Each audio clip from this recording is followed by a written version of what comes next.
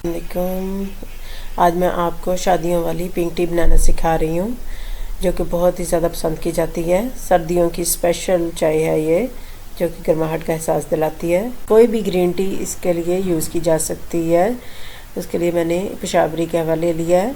1 चम्मच मैंने 1 गिलास पानी में डाल के इसे उबालना है। और इसके बाद मैं इसमें 4 छोटी इलायचियाँ डाल रही हूँ, 2 दालचीनी की स्टिक्स, 4 मैंने इसमें लौंग डालने हैं और 2 ही बादियान के फूल मैंने इसमें शामिल कर देने हैं। 1/4 चाय के चम्मच इसमें बेकिंग सोडा शामिल किया है।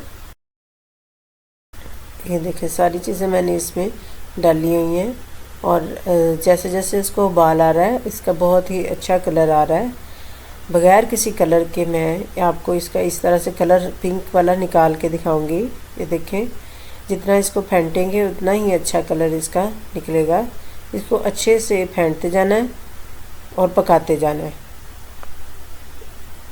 ये मैं पेशावरी कहवे से आपको बनाना सिखा रही हूँ। ये देखिए 15 से 20 मिनट तक मैंने इसे बनाया और इसका जो है वो कलर आ चुका है।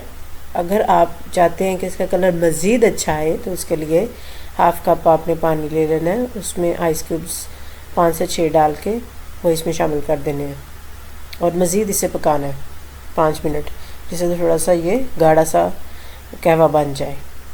और साथ साथ इसको भी मैंने हिलाते जाना है। इसका देखें पिंक कलर आ चुका है, कहवा रेडी। उसको मैंने स्टेन कर लिया है 1 कप में, गिलास में।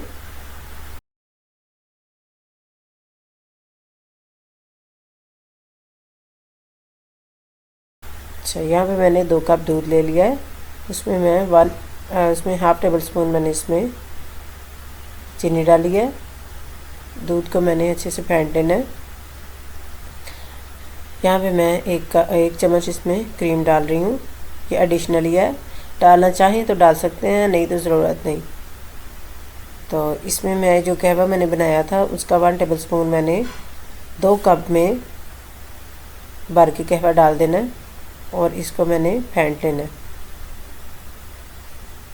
1-2 बार आने तक। और साथ साथ मैंने इसको फेंटते जाना है।